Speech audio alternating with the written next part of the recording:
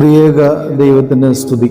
കർത്താവിൽ ഏറ്റവും അനുഗ്രഹീതരെ, വലിയ നോമ്പിന്റെ 3-ാമത്തെ ആഴ്ച പക്ഷവാത രോഗിയെ സുഖപ്പെടുത്തിയ പക്ഷവാത രോഗിയിലൂടെ നാം സുഖപ്പെടുകയും സമാധാനവും സന്തോഷവും ആനന്ദവും അനുഭവിക്കുന്ന ജീവിതത്തിലൂടെ നടന്ന് നീങ്ങുകയാണ്. ആ ഒരു ശൈലിയിലൂടെ നാമും നടന്ന് നീങ്ങിക്കൊണ്ടിരിക്കുകയാണ്. ഈ ദിവസം ഞാൻ ചിന്തിക്കുക, നിന്റെ കിടക്കയെടുത്ത് നടക്ക എന്ന് പറയുമ്പോൾ അതുകൊണ്ട് എല്ലാവരും വിസ്മയിക്കുന്നു. ഇങ്ങനെ ഞങ്ങൾ ഒരു നാളും കണ്ടിട്ടില്ല എന്ന് പറഞ്ഞുകൊണ്ട് ദൈവത്തെ മഹത്വപ്പെടുത്തുന്ന, ആശ്ചര്യത്തോടുകൂടെ നോക്കുന്ന ഒരു അനുഭവമാണ് നമുക്കിവിടെ കാണുവാനായിട്ട് സാധിക്കുക.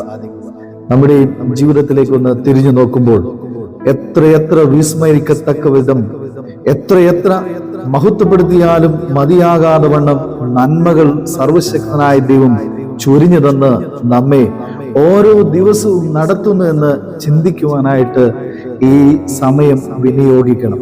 പ്രിയമുള്ളവരെ, നാം ആഗ്രഹിക്കാത്തതായ നന്മകൾ നമ്മുടെ ജീവിതത്തിൽ സർവശക്തനായ ദൈവം തന്ന് നടത്തുമ്പോൾ ഒരിക്കലും അവനെ മറന്നു പോകരുത്. അവനെ ഉയർത്തിക്കാണിക്കുവാൻ നമുക്ക് ഇടയാകണമെന്ന് സർവശക്തനായ ദൈവം നമ്മെ ഓർമ്മപ്പെടുത്തുകയാണ്. യാക്കോബ് തന്റെ സഹോദരനെ ചതിച്ചിട്ട് ഇറങ്ങി ഓടുന്ന സാഹചര്യം നമുക്കറിയാം. അവൻ ഒരിക്കലും ചിന്തിച്ചിട്ടില്ല അവന്റെ അമ്മായിയപ്പന്റെ അടുക്കൽ എത്തിച്ചേരുമെന്ന്, അമ്മയുടെ സഹോദരന്റെ അടുക്കൽ എത്തിച്ചേരുമെന്ന് അവൻ ഒരിക്കലും ചിന്തിച്ചിട്ടില്ല. അവന്റെ ഉള്ളിൽ ഭാരമുണ്ട്. ഞാൻ ചതിച്ച എന്റെ സഹോദരൻ എന്നെ കൊന്നുകളയുമെന്ന ഭാരം അവന്റെ ഉള്ളിലുണ്ട്. അവൻ ഓടുകയാണ്. അവൻ പോകുന്നത് അവന്റെ അമ്മയുടെ സഹോദരന്റെ ഭവനത്തിലേക്കാണ്. അവിടെ എത്തി ഏറെ നാളുകൾ ശുശ്രൂഷ ചെയ്യുന്നു. ഞാൻ എന്റെ സമയക്കുറവുകൊണ്ട് വേഗത്തിൽ പോകട്ടെ. അവൻ വീണ്ടും നാളുകൾക്ക് ശേഷം തന്റെ സഹോദരന്റെ അടുക്കിലേക്ക് മടങ്ങി വരുമ്പോൾ, അവൻ ദൈവത്തെ ആരാധിച്ച് ദൈവത്തെ മഹത്വപ്പെടുത്തി മടങ്ങി വരുമ്പോൾ, സ്വന്തം സഹോദരൻ കൊല്ലാൻ ആഗ്രഹിച്ചവൻ, കൊന്നുകളയാൻ ആഗ്രഹിച്ചവൻ തിരിച്ച് ഹൃദയത്തിന്റെ നിറഞ്ഞ സന്തോഷത്തോടുകൂടെ അവനെ സ്വീകരിക്കുന്ന ഒരു അനുഭവം നമുക്ക് കാണുവാൻ സാധിക്കും.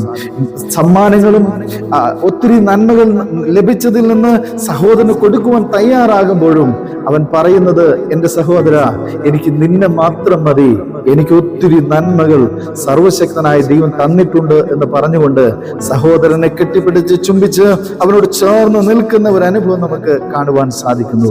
ദൈവം തന്നത് അതിനകത്ത് സന്തോഷിക്കുവാൻ, ദൈവം തന്നതിനകത്ത് സന്തോഷിക്കുവാൻ, മറ്റുള്ളവരിലേക്ക് തിരിഞ്ഞു നോക്കാതെ എനിക്കെന്റെ ദൈവം തന്നതിനകത്ത് നിന്നുകൊണ്ട് സന്തോഷിക്കുവാൻ നമുക്ക് ഇടയാകണം. അത് നമ്മുടെ ജീവിതത്തിൽ നിലനിൽക്കും എന്നത് മാത്രമല്ല, അത് നമ്മെ സമാധാനത്തിലൂടെ വഴി നടത്തുന്ന അനുഭവം ഉണ്ടാകും. നമ്മുടെ അയൽവക്കത്ത് ജീവിക്കുന്നവന്റെ ജീവിതത്തിലേക്ക് നോക്കിയാൽ നമുക്ക് എപ്പോഴും അസ്വസ്ഥതകൾ ഉണ്ടാകും. നമ്മുടെ മനസ്സിൽ അസ്വസ്ഥതകൾ ഉണ്ടാകും. നമ്മുടെ കണ്ണിന് അസ്വസ്ഥതകൾ ഉണ്ടാകും. നമുക്ക് ഭാരങ്ങൾ, പ്രയാസങ്ങൾ, വേദനകൾ, ദുഃഖങ്ങൾ ഉണ്ടാകും. അവനുണ്ടല്ലോ എനിക്കില്ലല്ലോ എന്ന ചിന്തയിലേക്ക് വരുന്ന സാഹചര്യം ഉണ്ടാകും. എന്നാൽ എനിക്ക് എന്റെ ദൈവം തന്നതിനകത്ത് സന്തോഷിക്കുവാൻ ഞാൻ മനസ്സ് കാണിക്കുമ്പോൾ എന്റെ തലമുറ അനുഗ്രഹിക്കപ്പെടുന്ന ഒരു അനുഭവം കണ്ട് ദൈവത്തോട് ചേർന്ന് നടക്കുവാൻ ഇടയായിത്തീരും.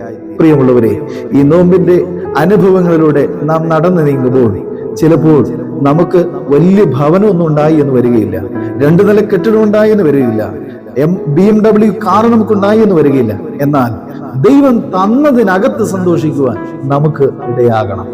ഉണ്മാനും ഉടുപ്പാനും ഉണ്ട് എങ്കിൽ ദൈവത്തിൽ സന്തോഷിപ്പാൻ സർവശക്തനായ ദൈവം നമ്മെ ഓർമ്മപ്പെടുത്തുന്നു. അതിനകത്തിരുന്നു കൊണ്ട് ദൈവത്തെ വിളിക്കുമ്പോൾ ദൈവം നടത്തുന്ന ഈ അനുഭവങ്ങൾ നമുക്ക് ആസ്വദിക്കുവാനായിട്ട് ഇടയായിത്തീരും. പ്രിയമുള്ളവരെ, നാമും ഉള്ളതിനകത്ത് സന്തോഷിച്ച് ദൈവത്തോട് കൂടെ നടക്കുവാൻ ഇടയാകണം. നമ്മുടെ പിതാക്കന്മാർ നമുക്ക് കാണിച്ചു തന്ന വഴികൾ അതുതന്നെയാണ്. പരിശുദ്ധനായ പരിമല തിരുമേനിയുടെ ജീവിതം പഠിക്കുമ്പോൾ നമുക്ക് കാണിച്ചു തരുന്ന ഒരു വലിയ മാതൃകയുണ്ട്.